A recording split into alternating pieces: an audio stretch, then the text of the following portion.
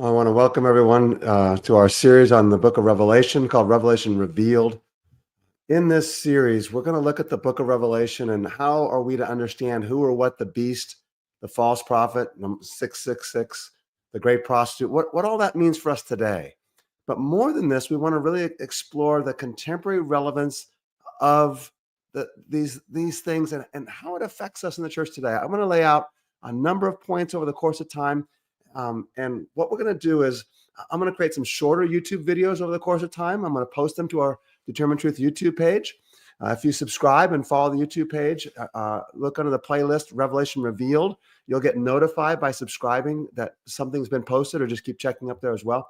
We'll also do some longer live streams. I have another one planned for next week where we're going to interview one of our guests is going to be Wes Howard Brook, and that's going to be a great conversation also. So if you go to the Determined Truth website, you can see all kinds of, go to the podcast tab. There's podcasts. I think we did like 60 episodes on the book of Revelation. Obviously, I've written a lot about this as well. Go to the Determined Truth blog tab, and you can look up under Revelation and click on that to see what all the posts I've given on the book of Revelation as well. So let me begin by saying this. Excuse me. During our 60 episodes in the book of Revelation, Vinny and I walked through the book of Revelation. And as we walked through the book of Revelation, we kind of interviewed some different scholars at various points. And at the end of our series, we interviewed a whole slew of biblical scholars, from Michael Gorman to David De Silva and a lot of Scott McKnight. But one of them was Wes Howard Brook, who's going to be on the episode with me next week at the live stream here. And it's a July 15th, 2024 episode or podcast. And he asked me the question. He said, Rob, what would you do if the world's economy collapsed? What would you think if the entire world's economy collapsed? Now, I wasn't surprised by the question. I was surprised by my actual reaction to the question, my initial thought. I knew that Wes was going to ask a question like this or make a comment like this. But you see, at the time, my wife and I were struggling financially. We were uncertain about the future. We were trying to make decisions about what we're going to do. And we were just really overwhelmed with this. And that was just heavy on my mind. So Wes, of course, immediately brought up the fact that in the book of Revelation, chapter 18:9, the kings of the earth weep and lament when Babylon, or the great prostitute, is destroyed. The merchants of the earth, in verse 11, they weep and mourn when the great prostitute is destroyed. And then in verses 17 and 19, every shipmaster, every passenger, sailor, as many as make their living by the sea, they also were crying out, weeping and mourning. And I knew that. But of course, Wes had to remind me and put me in check quickly, because chapter 18, verse 20 says, rejoice over her, O heaven, and you saints and apostles and prophets. Right? The church, the God's people, are to rejoice because the prostitute, the world's economy, actually creates oppression at the end of the day for God's people. So one of the questions I want to ask is, have we aligned ourselves with empire so much that when the empire falls, we actually rejoice instead of weep? Now, I want to suggest that the goal, is to discern what empire means and what all that means, all associated with the beast in the book of Revelation. And over time, we'll have some videos where we break down Revelation 13, in a short 8-minute video. Some of the YouTube videos I'm going to post are going to be 8 minutes long, maybe 3 minutes long, maybe 12 minutes long. And then we'll do longer live streams as well, which gives you an opportunity to interact. And if you are watching live, thank you so much. You're welcome to put a comment in the comments box. I'll do my best if I can get to it and see what your questions are. And if your question is something I'm going to address later, then I'll certainly make note of that to make sure that we address it later. But the goal is not to stop empire from being. I think so many Christians think that's kind of the goal. Whether you're pro-Trump or against Trump, you're either, this is great because what Trump is doing, or you're like, oh no, Trump is going to be the death of America and this is the worst thing that ever happened. Our goal actually is to help empires do what they do justly, or to be careful to encourage them to not do what empires often do, which are wars and violence and things, of course, that benefit the empire. The goal ultimately is for the people of God to come out of the empire, to somehow figure out how to live the Christian life in the middle of empire, but not being wed to empire. As the book of Revelation, of course, says in chapter 18, verse 4, it says, come out from my people. John wrote the book of Revelation as a call to the 7 churches to come out of Babylon, to come out of the great harlot. Now, someone might say, well, that was then and this is now. And of course, that doesn't apply any longer. The 7 churches to whom John wrote, that was for them. But really wonder, I wonder this a lot, what did the seven churches, what did the readers of the book of Revelation think when they first heard it read to them? We assume, oh, this is great, this is awesome. But think about this. Let's suppose John or the Apostle Paul, were to come into one of our churches today, or let's just suppose we exist in the first century, and an apostle comes in, visits our city, says, "Hey, how you doing?" Meets everybody. We show them the red carpet and all that good stuff. And then a few weeks later, they write us a letter. Not only we want to ask, what would they say to us, but what will we do with that letter? Would we memorize it and have Bible studies on it? Write small group lessons, preach sermons on it? Or would we react like probably a lot of the people who read Paul's letters did? Like maybe the churches who read the book, who listened to the book of Revelation, like they did. They resisted it. They questioned it. I mean, Second Corinthians was written because they rejected First Corinthians. And First Corinthians isn't even the first letter to the church in Corinth. Something's going on. What about Isaiah? Oh, Isaiah is my favorite book. I just love Bible studies on Isaiah. The people of Isaiah cut him in half. Jeremiah was imprisoned. The prophets weren't well received. So the question then is, well, what is empire today? What does it look like? And what does it mean?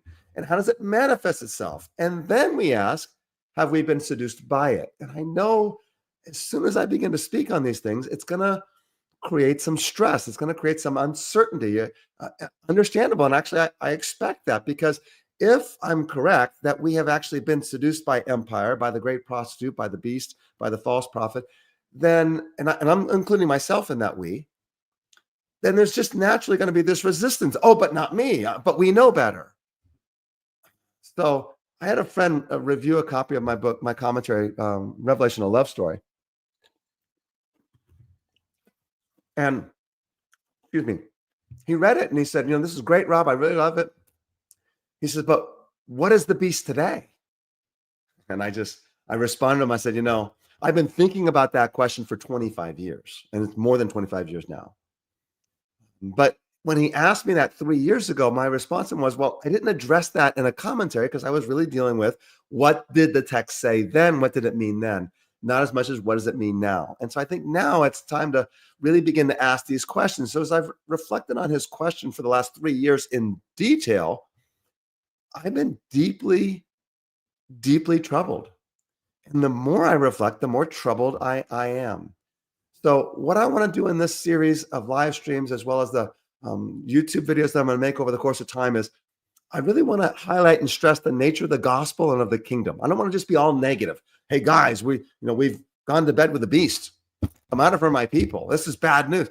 I want to say, and here's what the beast looks like, but here's what the gospel of the kingdom looks like. Because I think we've lost sight of the gospel and of the gospel of the kingdom. Vinny and I are going to be doing a podcast here that'll air in a couple of weeks on the Determined Truth podcast, which you can get on iTunes or Spotify or wherever you get it, your podcast. Obviously, you can get it on the Determined Truth website as well.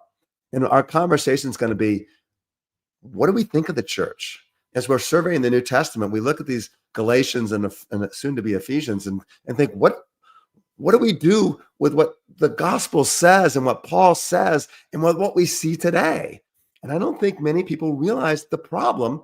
And I think that's largely because we've lost sight of what the gospel and the kingdom really is. Not completely, not fully, don't misunderstand me. And I'm not saying all people are going to hell, all churches are bad, all big churches. I'm not saying any of that. There's a lot of wonderful, wonderful, godly people and wonderful churches out there doing wonderful things. I just think the larger Christian church as a whole in the West, that's where I'm from, especially the evangelical church, because that's my tribe. We've lost sight of the gospel and we've lost sight of the kingdom. I think that's become one of the problems. So I want to highlight that.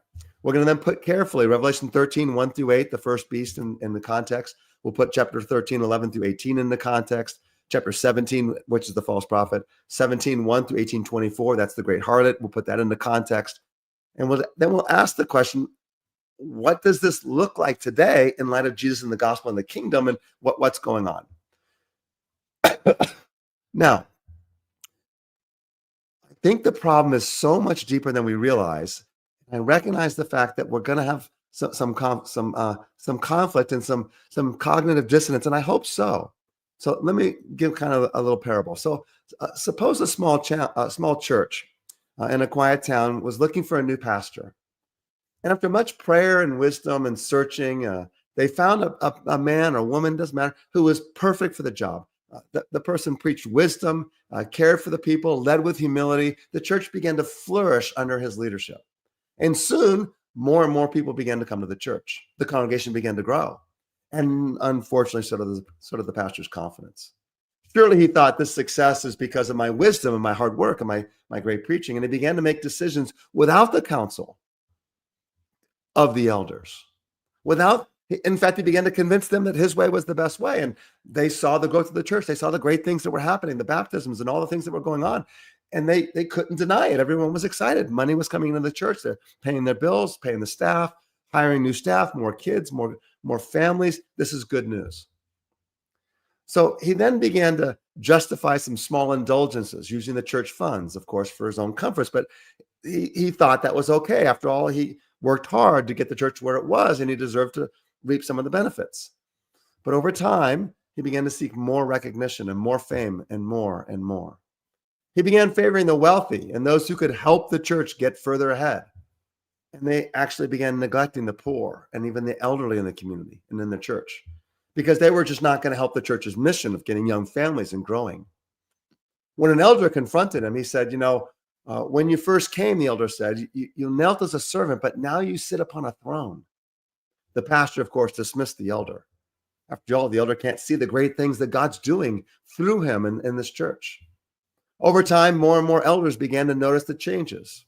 The warmth of their pastor had turned cold, and the church became a monument to his greatness rather than to Christ. But by the time they sought to stop him, it was too late. He had rewritten some of the rules, controlled the finances, and surrounded himself with loyal followers who silenced dissent. Those who opposed him were cast out or ignored. The congregation began to mourn. What had begun as a work of God had become the kingdom of a person. They thought they chose him for his goodness, but they didn't see how power would change him. See, one of the things I think that's really important when it comes to the gospel and the kingdom of God and the book of Revelation and the beast and how we understand all of this is we have to begin with a creation account. Genesis 1 and Genesis 2, without going into any detail at all, are clear that all humanity is made in God's image, male and female. He made them in the image of God. In fact, humanity was so unified, was so one, they ruled as one. They were naked and not ashamed. A weird statement at the end of Genesis 2. You may not have noticed it, but the last verse of Genesis 2 said they were naked and not ashamed. And I think the reason why is because they were one. They worked together as humanity. They were going to rule well. But then Genesis chapter 3 enters the story. And instead of choosing wisdom from God and ruling by submitting to God as the source of wisdom, they decided to eat from the tree of knowledge or of wisdom on their own. They made their own decisions. It's good for food.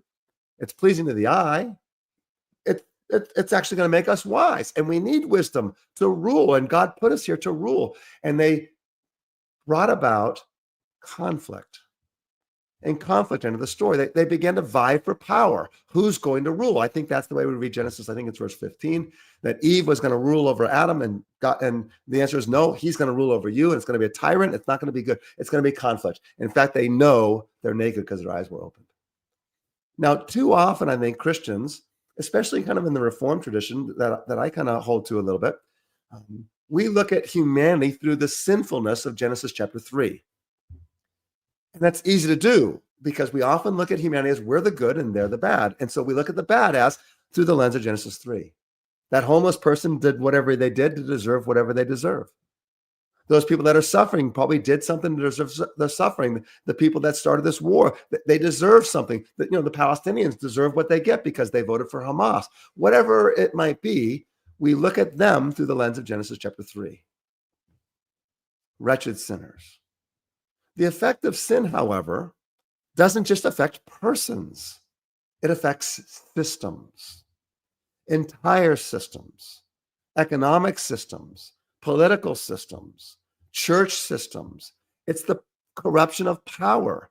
The love of money, 1 Timothy says, is the root of all sorts of evil. And money is so closely associated with power. And I think that's what we're looking at when we begin to ask the question, who or what is the beast? Which for John, it was Rome. But for us, it might mean something different. And I apologize for my voice.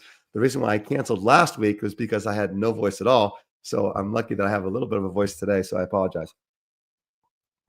So I'm not going to sing. I know I know I can see the comments in the comment box. I'm not going to be able to sing for you. But the other thing about that is this: we not only look at humanity through the lens of Genesis 3, we fail to look at humanity through the lens of Genesis 1 and 2. They're still persons made in the image of God. That child in Sudan who's starving, who's suffering, is a child of God. I don't care if they're Muslim. They're a child of God. We're all sinners. That's true. I have no problem with that. But we need to also look at humanity through the lens of Genesis chapters 1 and chapter 2. So in order to understand then the beast, the false prophet, the great prostitute, and how it manifests itself in the world today, we have to first discern their place in the book of Revelation. So very quickly here, what I'm going to do is this.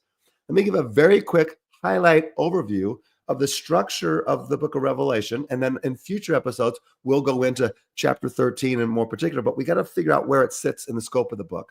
I'm going to go pretty quickly, but of course, if you're watching this on YouTube later, you can just pause and look at it, or you can buy my commentary, Revelation Love Story, where I lay all this out in much detail as well. So the first part of Revelation begins in verses 1 through 8. It's an introduction. It's a prologue. It sets the stage. It's great. Chapter 1, verses 9 through 3, verse 22 is what I refer to as the first story.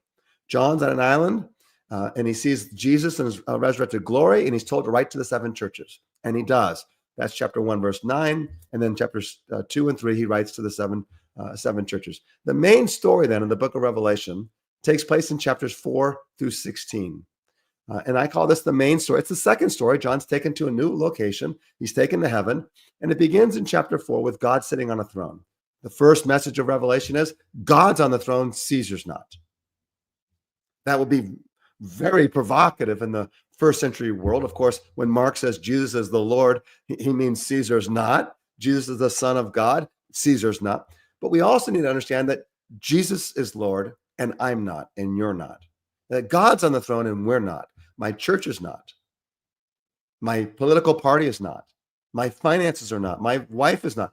I know my good looks are not. Don't go there. Then we go to chapter 5 and we find out that the Father has a scroll in his right hand. And John begins to weep because nobody can open the scroll. And he's crying. That scroll is important. It's got to be very likely here, a little inside sneak peek. It's God's will. It's God's will for how he's going to bring Genesis 1 and 2 back. How he's going to bring the garden back, restore, and the restoration. Of course, it'll be glorified. It'll be even better than it was before. But that's the secret. The scroll is of critical importance. In chapter 6, of course, Jesus is the one who's worthy to open the scroll as the central point of chapter 5. In chapter 6, Jesus begins to break the seals and open the scroll. Now, we don't know what's on the scroll until all the seals are broken, and then it can be opened. So the first 6 seals, of course, happen in chapter 6. The 7th doesn't actually occur in chapter 8, but that's okay. I'm just giving you a simple outline here on the screen. Now, chapter 7 is what we actually call an interlude, because the 6th seal has happened. The 7th hasn't happened. It's an interlude. It describes 144,000 in the great multitude. Don't have time to go into that tonight. Vinny and I, of course, did in the podcast, and maybe we'll do so in a future live stream. Chapter 8 actually begins with the 7th seal, but then instead of telling us what's on the scroll, because he breaks the 7th seal, like, okay, great, what's on it now? Because the scroll's got to be opened. He sees 7 trumpets, or 7 angels with 7 trumpets, and then they begin to blast. That's chapters 8 and 9. Of course, it's only the first 6 trumpets in chapters 8 and 9. Chapters 10 and 11 are another interlude. Now, this interlude actually is the center of the book, because John takes the scroll. We've been waiting to find out what's on it, and he eats it. Now, to eat a scroll is what a prophet does. He's being commissioned as a prophet, somewhat similar to Isaiah chapter 6, but more similar to Ezekiel 2 and Ezekiel 3. Ezekiel likewise eats the scroll, and then Ezekiel's told, now go prophesy. So John, in the last verse of chapter 10, is told, go prophesy. That prophecy is chapter 11 and the account of the 2 witnesses that we've discussed on plenty of other situations as well. So chapter 11 then is John prophesies the 2 witnesses. That's the central account. They minister. The 2 witnesses, I believe, are all of God's people in history. We can discuss that more in detail later. And when they are killed, and resurrected again, just like Jesus, the nations repent. And it's the repentance of the nations that brings the new creation, because the nations will walk by the light of the New Jerusalem, and the kings of the earth will bring their glory into it. Now, we skip then to chapters 15 and 16, and we have 7 bowls, which is the final judgment. Sorry about that if that surprised you. It's the final judgment. But what you might notice in this outline is that we had to skip chapters 12, 13, and 14. And I just refer, for our sakes right now, to chapters 12, 13, and 14 is a parenthesis. 7 seals, 7 trumpets, 7 bowls, end of the story, chapter 16. There you go, we're done. But chapters 12 through 14 don't fit that outline. It's a little bit of a parenthetical statement. I think what's happening, and we could look in more detail, by the way, that chapter 11, verse 19, chapter 15, verse 8 seem to be an inclusio referring to the temple of God. So it's pretty strong evidence that 12, 13, and 14 is our parenthetical statement between the 7 trumpets and the 7 bowls. The nations have been converted. The nations have been redeemed. The kingdom of God's going to come. Oh, by the way, let me explain something to you. And what John's explaining, I think, in chapters 12, 13, and 14 is more detail about, I think, one of the most critical verses in the book of Revelation, chapter 11, verse 7. Chapter 11, verse 7 says, when they finish their testimony, the beast that comes up out of the abyss will make war with them and overcome them and kill them. Now, if you're reading Revelation chapter 11, you're hearing about the 2 witnesses. They have this prophetic ministry. They can do all these great things. No one can harm them. Fire comes out of their mouths and devours them. It's just great news. And all of a sudden, you're like, a beast. You're like, what beast? What do you? John actually says the beast. And you're like, who's the beast? We have no idea who this is. John's readers may have had an idea, but we don't, because this is the first time the beast has been referred to in the book of Revelation. The beast kills them. In fact, he overcomes them and kills them. So chapters 12, 13, and 14 are actually giving us more insights into the war that the beast wages against the people of God. So POG on the screen there says is the people of God. It's giving us more insights in this war that the beast wages against the people of God. So what we see in chapter 12, of course, is that the great dragon was thrown down, the serpent of old, who's called the devil and Satan, and he deceives the whole world. And that dragon is the one who makes war on God's people. That's the key. So God's people are described in chapter 11 as the 2 witnesses. I think it's all of God's people. The churches would have understood that. They're lampstands. They know that. That's their job. Oh, a beast is going to kill us. What do you mean? Well, let me explain it to you. It's nothing other than the war that the dragon has been waging against God's people throughout all of history. And the dragon serpent associations, of course, with Genesis 1, 2, and 3 certainly play in here, and there's much more to discuss on that as well. But at the end of chapter 12, and it depends on your translation, whether it's 13 verse 1, the beginning of the verse, or whether it's chapter 12 verse 18, it says this: the dragon stood on the sand of the seashore. So the dragon's going to wage war against the people of God. And he does so, how? Well, chapter 13 is going to tell us. The dragon stands on the shore of the sand of the seashore. And what he sees in chapter 13 are 2 beasts. The first beast comes up out of the sea. This beast, I believe, and I'll discuss much more over the course of time, represents empire or nations that wage war against the people of God. We know this from John's use of Daniel 7. It's fairly well substantiated. The false prophet then is the beast number 2. He comes up from the land, and he represents, I think, the propaganda arm of the empire. I'm keeping it very simple for now. He, of course, spreads the deception so that everyone worships the beast. In fact, it says he causes all those who do not worship the beast to be killed. He deceives those who dwell on the earth so they might worship the beast, even causing them to make an image of the beast. And it says in verse 16, of course, the famous verse, that he provides no one can be able to buy or sell except the one who has the mark, which is 666. So you see there's an economic association or consequence of not worshiping or of worshiping. If you don't worship the beast, you can't buy or sell. It's going to affect our wallets and our pocketbooks. So now I think when we skip then to chapter 17, we see chapter 17 and 18, we see this great prostitute. Now, before I go into the details of that, let me just remind you all that Determined Truth, it's a 501c3 nonprofit. We do everything that we do without charge. We refuse to charge for anything we do because we believe the gospel requires us to do so, to give freely. But we can only afford to continue to do these things with your generous support. So if you're willing and interested to do so, we encourage you to go to the Give tab at determinedtruth.com and give $5, $10, whatever you can give, $1 million, whatever you can give. We appreciate it as well. But we also want to encourage you to subscribe to our YouTube channel, like the page, and leave a comment, because it's those comments that make this go up higher on the algorithm and gets more and more and more views. So I want to encourage you to do that. Okay, now, very quickly, chapter 17:1 through 19:10 is a description of the Harlot Babylon. And I believe the Harlot Babylon represents prosperity, wealth, commercialism, pleasure, the promise of affluence, wealth, and power. In other words, she represents all that the empire offers if you give the empire allegiance. Richard Bauckham says, at first glance, she might seem to be the goddess Rome in all of her glory, a stunning personification of the civilization of Rome, as she was worshipped in many temples in the cities of Asia. But as John sees her, she's a Roman prostitute, a seductive whore, and a scheming witch, and her wealth and splendor represent the profits of her disreputable trade. Wow. Craig Koster says, Rome's ability to govern subject peoples depended in part on its ability to provide economic benefits. In the imperial period, networks of trade and commerce flourished. Rome itself was the world's largest single market for goods, and Roman fleets plied the seas in order to bring a steady supply of goods to the city. The depiction of seaborne commerce in chapter 18, verses 11 through 20, but especially verses 12 and 13, is highly stylized, and it provides a point from which to consider the breadth of international trade. Rome was massively wealthy. Now, a few years ago, I was teaching at the university, and for some reason, I don't remember exactly what I was going to present, but I was just doing a little bit of study on that. I wonder if I can find a definition description of Pax Romana. So I put in the Google Pax Romana. What is it? And I was stunned. I was stunned because all the hits were telling us about the glory of the Pax Romana. And of course, Pax Romana is the peace of Rome. The height of the Roman Empire, almost a 200-year period, overlaps the entirety of the New Testament period, beginning before the time of Jesus and lasting into the 2nd century CE.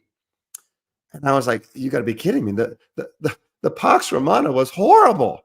I mean, Rome established peace on the backs of slaves. They established peace by slaughtering people, by crucifying people, they rule by power and by violence. The cross is the embodiment of Roman power. I was amazed what I saw. John then finishes his description of Revelation of the great prostitute by saying this: rejoice over her, verse 20, right? Because all the nations were deceived by your sorcery.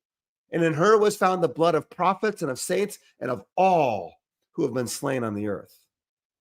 You know, I like to travel. My mom loved to travel as well. And one of the places actually I've never been is Rome. And I was thinking about this a few years ago. I thought, oh, I'd love to go to Rome. And I thought, wait a minute. I don't know if I want to go to Rome. All the great sites, Rome, Egypt, all these great sites were built by slaves. All these great sites, these great achievements of mankind are achievements on the back of somebody else, or the backs of somebody else's. While the pharaohs did all their great things, the slaves suffered and built these things. You can go to the Jerusalem temple, same thing. Herod's work was done by slaves. So again, the question becomes, well, you know, that was then and this is now, and it doesn't apply to us any longer. And, you know, back at the time of the New Testament was an exception. And I want to remind us that the Old Testament prophets constantly rebuked the people of God for their lack of faithfulness. And in most instances, Jeremiah, Isaiah, I mean, just read Isaiah. The people in Isaiah are like, what are you talking about? We fast, we do all these things. And Isaiah, I think it's 55, says, is this the kind of fast that I wanted? A fast to do all, I want a fast to do justice. All right, my apologies here. Nonetheless. All right, so almost every New Testament letter was written to address some form of false teaching. The book of Revelation was written to the 7 churches. Only 2 of the 7 churches had no problems. 3 of the churches had good and bad, and 2 of the churches had nothing good to say. And then we go, well, yeah, but that was then, this is now. Folks, the history of the church is riddled with corruption. It got so bad, we had to have a reformation, and the Catholics had to have a reformation. Oh, but that was then, this is now. The history of the church tells us that we shouldn't expect it to be that was then, this is now. Why should we expect things are different today? Why should we expect that we too are not prone and subject to falling into Babylon? So the question becomes this: who writes history? If the false prophet is deception that causes us to worship the beast, then what does it look like? And you have to understand it's the victors who write the history. It's the victors who write the story. The narratives that we see on media, the narratives that we see in our history books are the ones that they want us to see. And it doesn't always mean they're giving us the full truth or even the truth at all.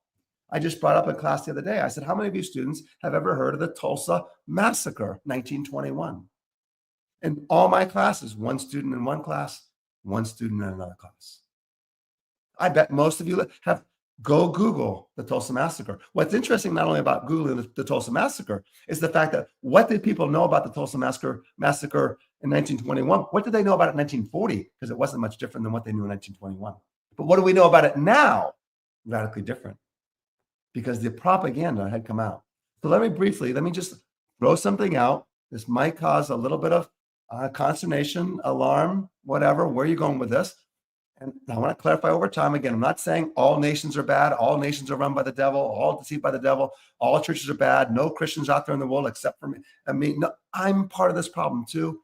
That's not the point. I think we just simply need a prophetic voice to wake us up. And we're going to do that a little bit in the last few minutes that I finish here today. And then next week's live stream with Wes Howard Brooke, we're going to really get into what does the beast look like today in much more detail. But let me give you some thoughts, some things to think about. The Roman Empire, in modern economies, as best we can discern, their GDP would be about $20 to $30 billion, or estimated maybe $120 to $240 billion in our economy today. The estimated GDP of the Roman Empire was about $120 to $240 billion. The major source of wealth, of course, was land ownership, tribute from conquered territories, and slave labor. The GDP of the United States is $27 trillion. That's 100 times, 200 times more than the power and wealth of Rome. And that's just the United States. The GDP per capita in the Roman world would be about $2,000 per capita. Modern America, $81,000. The Roman Empire, of course, wealth was highly concentrated amongst the senatorial class and the equestrian class. The top 1% controlled almost everything. Land holdings and political power. Ultimately, the top 3% were, everybody else was, at least the lower 90% were subsistence level survival, trying to get food every single day. 90% of the people were peasants and slaves, lived at or near subsistence levels. In the United States, extreme inequality is there in wealth as well. The top 1% in the United States owns 32% of the nation's wealth. The bottom 50%, not as bad as Rome, struggle with economic insecurity, debt, and limited social mobility. In Rome, they controlled the Mediterranean world, parts of Europe, Africa, and the Middle East. Their major expenditure was military. The mighty army that provided the Pax Romana. The United States has 750 military bases around the world, if not more. U.S. corporations finance and dictate much of the global economic order. Again, I'm not saying the United States is the only beast. I think Russia, China, and I think it's going to be even more than that, as we will discuss next week. The United States military spending, we spend more money than the next 10 countries combined on military. $877 billion was the United States budget on military spending, I think, in 2024. China spends $292 billion, Russia $86 billion, India $73 billion, Saudi Arabia $61 billion, and the United Kingdom $60 billion. If we add all military-related expenses, it's $1.5 trillion. If Rome embodied the beast, empire, than the United States does also. But you see, I don't think that's the big problem that I want to point out. What I want to point out and what I want to discuss over the course of time is how much that is in our churches, how much that is in our lives, how much that is in our homes, in our families. We have too much wealth. And here's the reality. Rome got built on the back of slaves. Our wealth comes at the expense of others. And I know we might not like that, we might not agree, but we can discuss that more as we proceed. Our wealth is at the expense of someone else. I think Richard Foster and what is it? Not the Spirit of Disciplines, but the freedom of simplicity. I believe it's chapter 10 of Richard Foster's The Freedom of Simplicity. He makes the comment, he says, it's not about bringing the rest of the world up to our standard of living because there's not enough resources to bring the entire world up to our standard of living. We have to lower our standard of living. We have so much wealth, so much power in our churches, in our individual Christian lives, that suggests we need to come out of her, my people. And I think we only can do that by distorting Jesus and the gospel of the kingdom. And that's what I'll be discussing more in live streams in future days. All right, I'm going to go ahead and bring it to a close here today. Thank you so much for watching live. I don't see any comments that I'm going to address it here today. I'll begin to address this more and more over the coming months with shorter live streams, YouTube videos, 8 to 10 minutes, maybe even 3 minutes, and sometimes no more than 15 minutes. If you want to give us questions, feel free to go to determinedtruth.com and go to the contact page, fill out your questions and comments. I'll be happy to answer them then if I can, or to say, hey, I'll be addressing that in a future live stream. But I want to thank you guys so much for your love and your support. And I look forward to seeing you next week, or hope that you can enjoy next week with West Howard Brook.